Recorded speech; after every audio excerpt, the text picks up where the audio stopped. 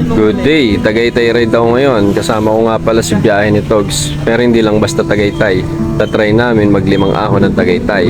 Sa District Molimos nga pala kami nagkita. 5:01 AM, nagsimula na kami pumadyak.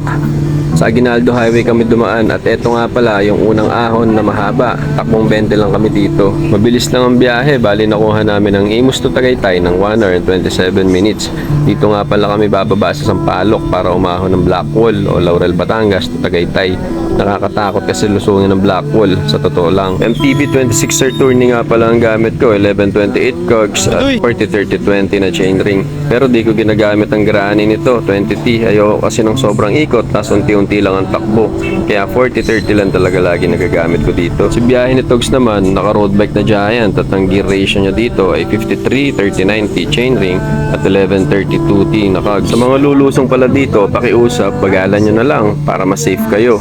Pagdating nga pala sa baba, dito na kami mag-aalmusal ni biyahe ni Togs para may lakas kami pang ahon ng Blackwall.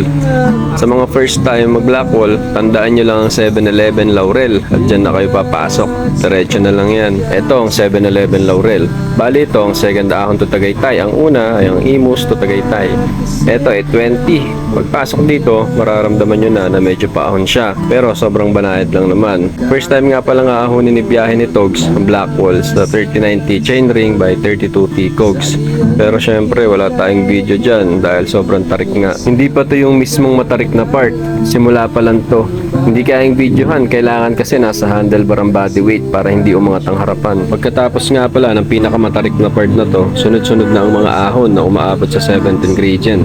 Katapos nga pala namin ang ahon na to ng 58 minutes mula sa may Laurel 7-Eleven hanggang dito sa Tagaytay. 8.8 kilometers din pala ang haba ng segment na to. At ang pangatlo namin aahonin nito ay ang Sungay. At eto, 10:10 AM, pababa na kami ng Sungay, Talisay, Batangas.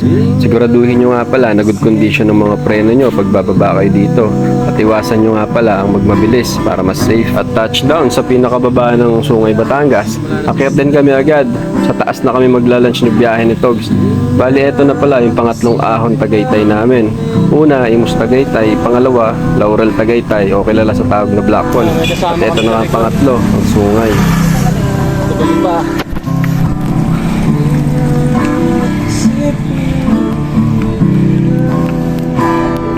Ha? Hindi naman, pantay na eh. Mukhang di nakakabis yan.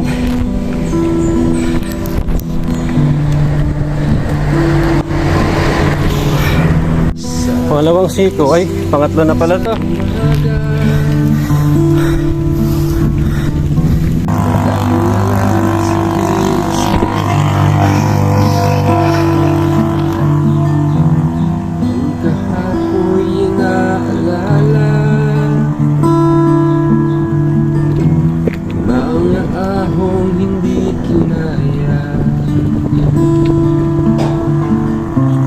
Ito na yung pinakalas na ahon ng Sungay. At natapos nga pala namin ang Sungay climb na 7 kilometers ng 1 hour and 10 minutes.